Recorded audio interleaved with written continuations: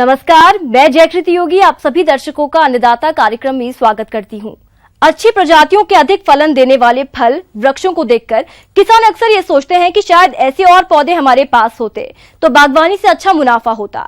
किसान भाइयों, हम आपको बता दें कि आप इन वृक्षों से नए पौधे ग्राफ्टिंग विधि द्वारा आसानी से तैयार कर सकते हैं। तो आप कैसे तैयार करें नए पौधे, आइए जानते हैं डॉक्टर राजेंद्र प्रसाद, केंद्रीय कृषि विश्वविद्यालय पूसा समस्तीपुर की डॉक्टर निहारिका से।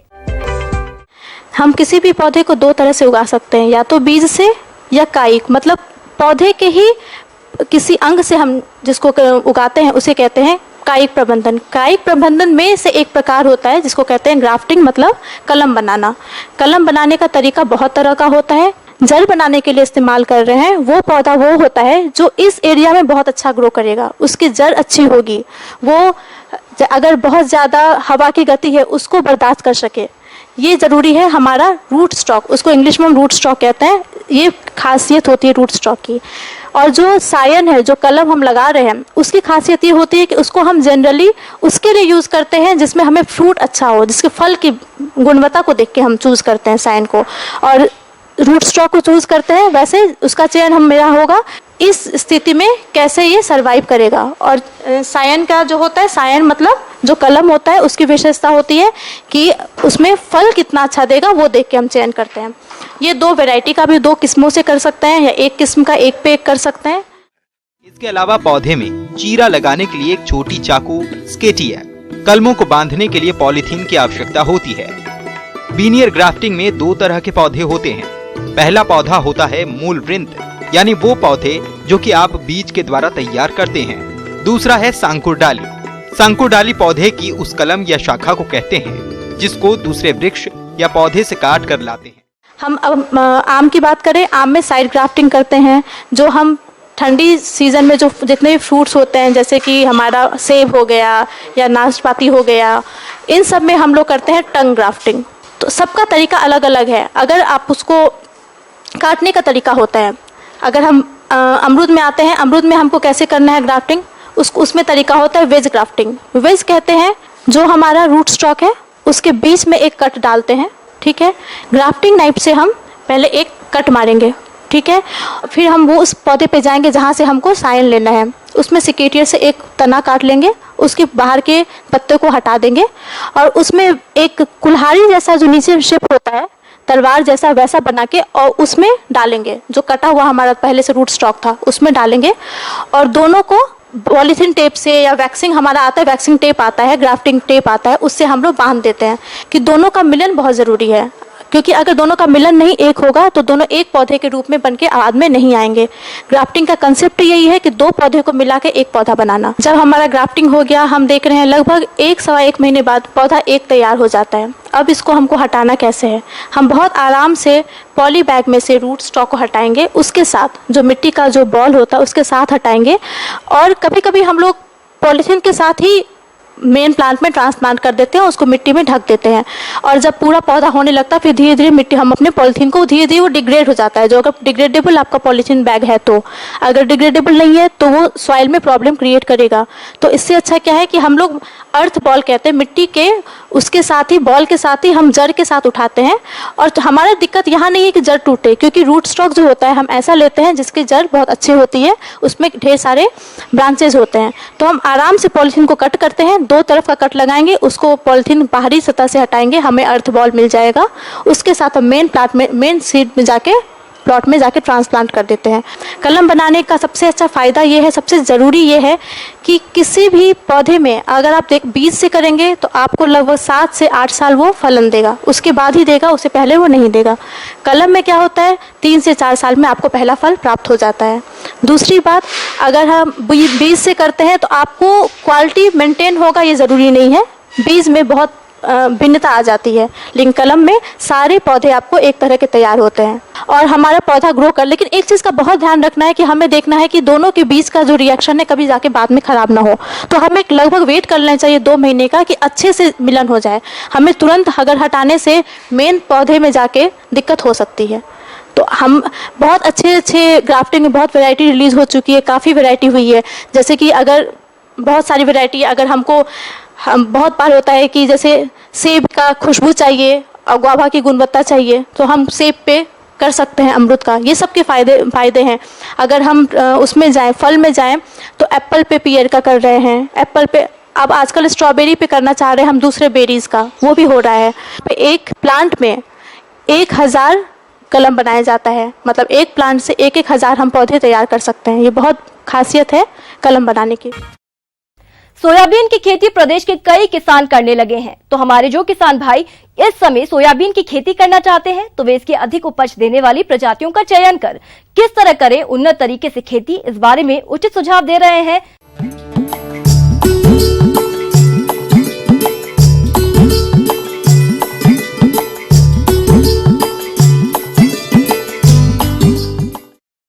आज आपके सामने सोयाबीन की उन्नत खेती, अधिक उपज पैदावार किस प्रकार से ली जाए उसके बारे में जानकारी देना चाहती हूँ।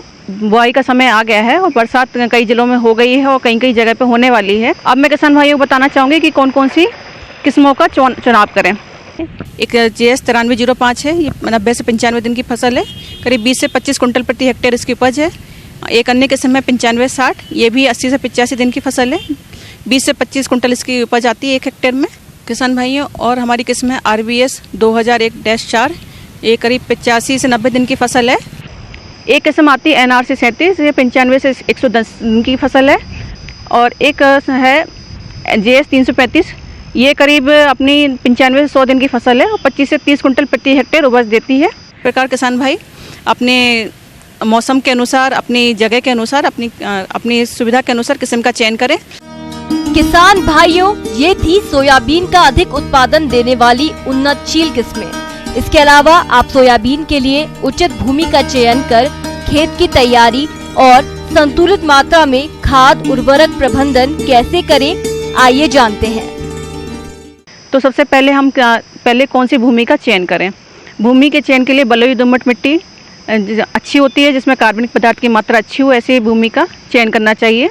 भूमि की तैयारी के लिए हमें पहले कल्टीवेटर चला के, प्लाव चला के और भूमि को अच्छे से जोत लेना चाहिए और भूमि को समतल कर लेना चाहिए, जिससे कि बुआई अच्छे प्रकार से हो सके। किसान भाई, अब हम सोयाबीन की फसल में कितना उर्वरक दें, इसके बारे में मैं जानकारी देना चाहती हूँ। तो किसान भाई अपनी फसल में गोबर की खाद या नाडेप खाद दे सकते हैं, जो 10 से 20 टन प्रति हेक्टेयर की दर से उपयोग करें, या अगर वर्मी कंपोस्ट उपयोग कर रहे हैं तो 5 टन प्रति हेक्टेयर की दर से उपयोग कर सकते हैं। ये अवश्य दें आप किसान भाई अपनी फसल में। रासायनिक उर्वरक में आप 20 के अनुपात में नाइट्रोजन, 60 से 80% अपना स्फूर, करीब 40% अपना पोटास और 20% अपना करीब सल्फर अवश्य दें किसान भाई। इसमें सोयाबीन की फसल में सल्फर अति आवश्यक है, तो सल्फर को या तो आप सिंगल सुपर फास्फेट के साथ माध्यम से दे सकते हैं या जिप्सम के माध्यम से दे सकते हैं। किसान भाइयों, अभी आपने खेत की तैयारी और खाद उर्वरक प्रबंधन के बारे में जानकारी हासिल की। अब आइए जानते हैं बीज की उचित मात्रा तथा बीजोपचार करते हुए बुआई की वैज्ञानिक तकनीक के बारे में। अगर हमारे छोटे दाने वाली जाति है सोयाबीन की तो 60 से 70 किलोग्राम बीज ले। अगर थोड़े बड़े दाने वाली है 80 से 90 किलोग्राम बीज 1 हेक्टेयर के लिए उपयुक्त माना जाता है। किसान भाई ज़्यादा बीज का उपयोग ना करें, जितना रिकमेंडेड है उतना ही बीज का उपयोग करें। और जब बीज लेके आए किसान भाई तो उसके 100 दाने लगा के देख लें, क्योंकि इसका सोयाबीन का अंकुरण क्षमता 70% से अधिक वाला ही बीज उपयुक्त रहता है। अगर 70% से कम वाला बीज जवाब आ रहा है तो वो सही नहीं है। बीज जब बुआई के लिए तैयारी करें तो किसान भाई उसको फफूंदनाशी से उपचार करें। फफूंदनाशी में हम थायरम और कार्बनडाजिम 2:1 का उपयोग कर सकते हैं प्रति किलो के हिसाब से। किसान भाई जो हमारी सोयाबीन है ये नाइट्रोजन वाली फसल है, तो इसमें राइजोबियम कल्चर का उपयोग अवश्य करें। राइजोबियम कल्चर 200 ग्राम की मात्रा 10 किलो बीज के लिए उपयुक्त मानी जाती है। तो पहले अपना फफूंदनाशक से उपचार कर लें बीज को, फिर उसके बाद राइजोबियम कल्चर से उपचार करें, फिर उसके बाद बुआई करें। जो बुआई करें तो बुआई के लिए हमें करीब 30 बाई 10 की दूरी पे बुआई करनी है सोयाबीन की। करीब 3 से 4 सेंटीमीटर से ज़्यादा गहरा ना बोएं और बुआई सीड ड्रिल के माध्यम से करें और कतारों में बुआई करें किसान भाई। पौधे से पौधे की दूरी रखें 10 सेंटीमीटर और कतार से कतार की दूरी रखें 30 सेंटीमीटर। इन बातों को ध्यान में रखकर किसान भाई अपनी सोयाबीन की बुआई करें। अगर किसान भाई अंतर्वर्ती फसल लेना चाहते हैं तो इसके साथ सोयाबीन के साथ आप अरहर बो सकते हैं, सोयाबीन के साथ ज्वार बो सकते हैं, सोयाबीन के साथ कपास बो सकते हैं। तो अगर अंतर्वर्ती फसल लेना चाहते हैं तो अंतर्वर्ती फसल जरूर लें किसान भाई। अगर फसल चक्र अपना रहे हैं तो सोयाबीन, गेहूँ, सोयाबीन, सरसों का फसल चक्र ले सकते हैं किसान भाई। किसान भाइयों, सोयाबीन की फसल के साथ कुछ खरपतवार भी उग जाते हैं, तो आप इनका नियंत्रण करते हुए सिंचाई प्रबंधन कैसे करें, आइए जानते हैं। तो किसान भाई, अगर हमारी फसल में पानी की कमी देखते हैं बुआई के बाद, तो उसके फसल के अनुसार और अपनी मिट्टी की किस्म के अनुसार आप खेत में पानी दें। अगर बारिश लगातार हो रही है तो जल निकासी की किसान भाई व्यवस्था करें। अगर जल निकासी नहीं होगी उचित प्रकार से तो हमारी फसल को नुकसान पहुंचेगा। तो इस प्रकार से किसान भाई अपनी फसल में जल निकास, और अगर पानी की कमी दिख रही है, अगर धूप निकल रही है तो पानी की व्यवस्था अवश्य करें। तो किसान भाई, जैसे अगर हम बुआई कर रहे हैं तो 5 से 6 कतारों के बाद फरो ओपनर के माध्यम से भी कुंड बना सकते हैं। तो एक फरो ओपनर से जो कुंड बनता है तो ये जल निकासी का भी काम करता है अधिक वर्षा की स्थिति में, और अगर कम वर्षा हो रही है तो ये पानी को भी संरक्षण करता है ये कुंड। तो इस तरह से भी आप सीड ड्रिल से अगर बुआई कर रहे हैं तो 5 से 6 कतारों के बाद फरो ओपनर से गहरी नाली बना दें। अब हम चर्चा करेंगे इसमें खरपतवार का नियंत्रण कैसे करें। अगर बोनी के तुरंत बात करना है तो पेंडामेथिलिन नाम की दवा आती है, ये इसका भी वही 600-700 लीटर पानी में घोल बनाकर स्प्रे कर लें। और अगर हमारे पास लेबर की व्यवस्था है तो हमारे हाथों के द्वारा भी किसान भाई बुआई के बाद निकलवा सकते हैं खरपतवार मजदूर लगाकर। इस साथ में अगर यांत्रिक विधि से करना है तो डोरा कुल्पा के माध्यम से भी आप खरपतवार का नियंत्रण कर सकते हैं। इस प्रकार किसान भाई अपनी फसल से अधिक उपज ले सकते हैं। धन्यवाद। हमारे जिन किसान भाइयों ने हरे भुट्टे हेतु मक्का की फसल लगाई है, वे इस समय बढ़वार की अवस्था पर है, तो इस फसल से गुणवत्ता युक्त अधिक हरे भुट्टों की प्राप्ति के लिए फसल में इस समय खरपतवार नियंत्रण, पोषक तत्व और जल प्रबंधन करते हुए फसल को कीट और रोगों से बचाना जरूरी है। तो आप किस तरह से करें इन कार्यों को, इस बारे में अपने अनुभव बता रहे हैं प्रगतिशील किसान फारूक खान। आज हम किसान भाइयों बात करेंगे मक्का पे, क्योंकि बारिश का मौसम शुरू हो चुका है। अब ज़्यादातर किसान भाई जो हैं मक्का की तरफ अपना रुझान बढ़ा रहे हैं।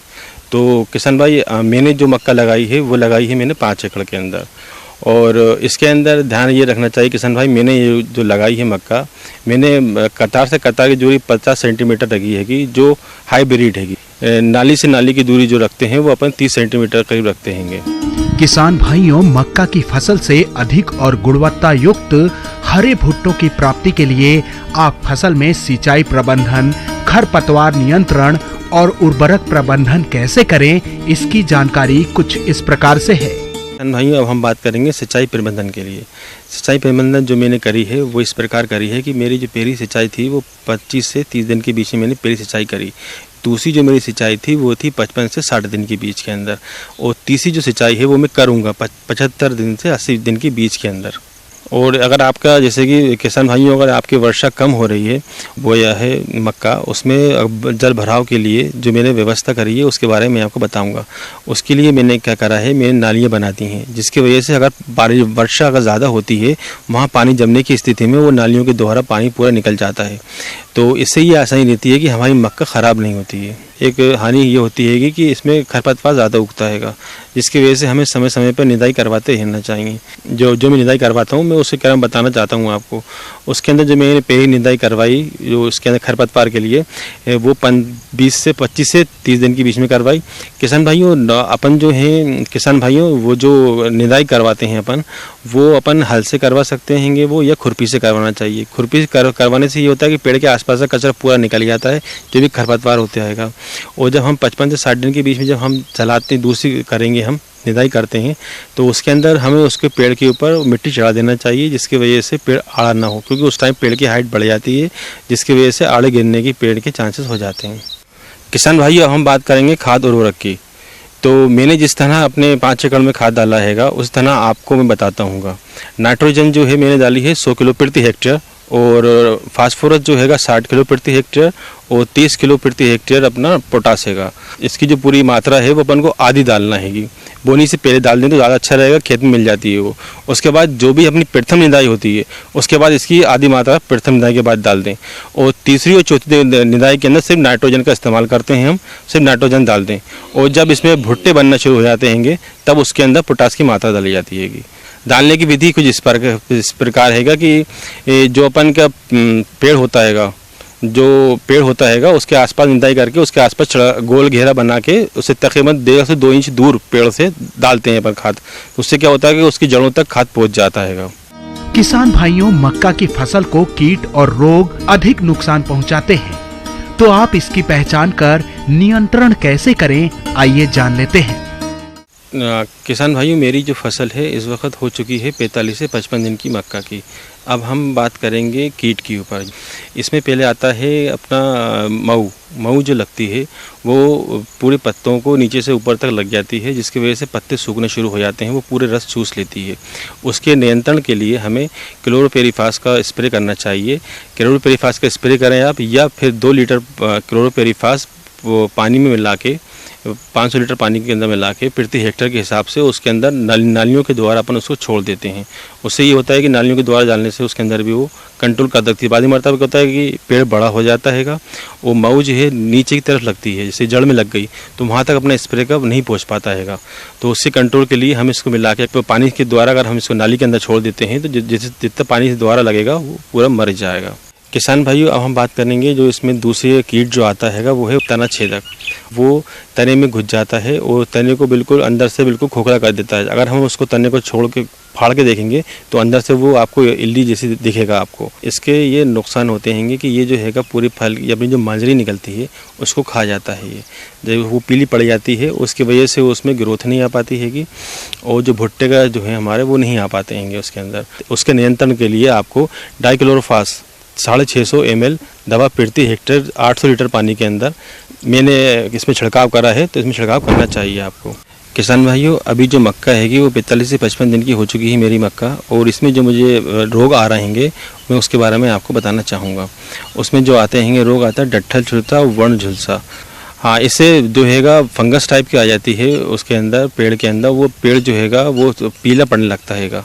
पीला पड़ने लगता है तो उसकी वृद्धि वहीं की वहीं रुक जाती है, जिसकी वजह से उसकी साइज़ जो है पेड़ का वहीं छोटा रह जाता हैगा और वो साइज़ नहीं ले पाता हैगा। मैनकोजेब दवा जो है वो 2 ml प्रति लीटर पानी की मात्रा में मिला के उसको छिड़काव करते रहना चाहिए हर 15 दिन में। मैंने इसको इस तरह से स्प्रे करा था जिसकी वजह से इसका कंट्रोल हो गया झुलसे के ऊपर। जो मैंने आपको इसका अनुभव बताया है 42-12 मक्का का, और इससे मुझे उम्मीद है भविष्य में इससे अच्छी पैदावार लूँगा, और इस वैरायटी से अच्छी वैरायटी है ये, और आप लोग भी इसको उपयोग करें और अच्छा मतलब अच्छा उत्पाद ले सकते हैं।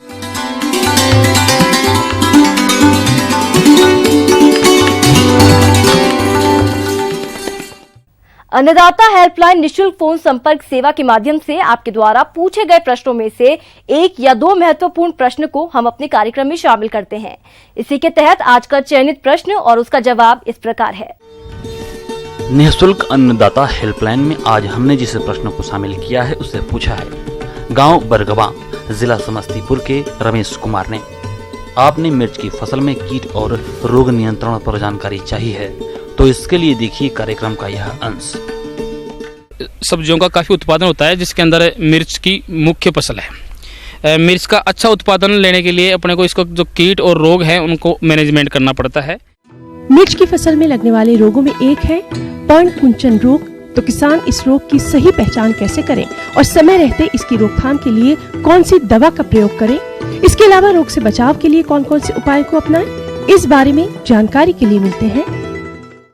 मिर्च की जो मुख्य समस्या है माथा बंधना, जिसके अंदर पत्ते ऊपर की तरफ मुड़ जाते हैं और पौधे की प्रकाश संश्लेषण क्रिया बुरी तरह प्रभावित होती है। इसके फलस्वरूप इसका उत्पादन काफी घट जाता है। तो माथा बंधना जो एफिड और व्हाइट फ्लाई की वजह से होता है, इसके नियंत्रण के लिए इमिडाक्लोप्रिड 17.8 SL दवाई 15 लीटर पानी के अंदर 5 ml डाल के स्प्रे करवाएंगे तो अपने इससे काफी हद तक अपने इसको निजात मिल जाएगी। मिर्च की फसल को नुकसान पहुंचाने वाले कीटों की समय रहते किसान अपने स्तर पर नियंत्रण किस तरह करें और कीटों के प्रकोप से बचाव के लिए कौन कौन से उपायों को अपनाएं, इस बारे में सुझाव के लिए मिलते हैं। इसके अलावा एक मुख्य जो कीट है, इसके अंदर एक फल छेदक होता है। जो फल मक्खी है वो अंडे देगी अपने फूल के अंदर और उससे लार्वा निकल के और वो फल के अंदर घुस जाएगा, तो लगभग उसका एक तो मार्केट का भाव अपने को सही नहीं मिलता और 20% 30% से ज़्यादा उस फल की छटनी हो जाती है, उससे अपने को काफ़ी नुकसान होता है। इसलिए फल छेदक का नियंत्रण करने के लिए इमामेक्टिन बेंजोट 100 ग्राम दवाई प्रति हेक्टेयर के हिसाब से 650 लीटर पानी में डाल के यदि अपने स्प्रे करवाएं तो उससे काफ़ी हद तक अपने पौधे को सुरक्षित कर सकते हैं और अपना उत्पादन बढ़ा सकते हैं। इस समय जैसे टेम्परेचर बढ़ रहा है तो मिर्च के अंदर जो मुख्य समस्या आ रही है फूल गिरने की समस्या आ रही है। फूल पौधे पे रुक नहीं रहे, फूल से फल नहीं बन रहा।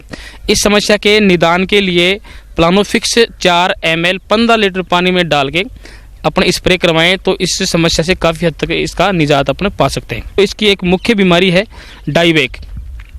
डाईबैक के अंदर पत्ते टहनियाँ जो हैं वो ऊपर से सूखना चालू होगी, ऊपर से सूखते सूखते नीचे की तरफ आएगी, डाली पूरे पत्ते गिर जाएंगे, डालियाँ पूरी सूख जाएगी। डाईबैक के नियंत्रण के लिए कॉपर ऑक्सीक्लोराइड दवाई 2 ग्राम प्रति लीटर पानी के हिसाब से स्प्रे करवाएं तो डाईबैक से अपने अच्छी तरह निदान पा सकते हैं। इसके अलावा इसकी मेन जो मुख्य समस्या एक और आती है इसके अंदर विल्ट के अंदर पौधा एकदम से पूरा सूख जाता है। जैसे टेम्परेचर बढ़ेगा जमीन के अंदर विल्ट पैदा होगी, विल्ट फंगस होती है।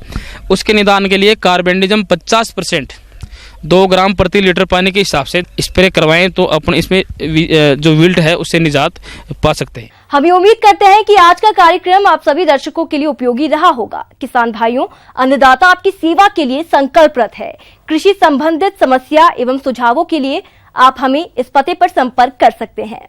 प्रोड्यूसर अन्नदाता news 18 Bihar Jharkhand, Ramoji film city, Hyderabad 501512। साथ ही आप हमें ईमेल भी कर सकते हैं। हमारा ईमेल है p18annadatabihar@nw18.com। इसके अतिरिक्त आप हमें निःशुल्क हेल्पलाइन नंबर 1800-419-2155 पर सोमवार से शनिवार सुबह 10 से शाम 4 बजे के बीच संपर्क कर सकते हैं। किसान भाइयों, अब समय हो रहा है आपसे विदा लेने का, तो हमारी अन्नदाता टीम को दीजिए इजाजत। कल फिर आपसे मुलाकात होगी कृषि संबंधित कुछ और महत्वपूर्ण जानकारियों के साथ। नमस्कार।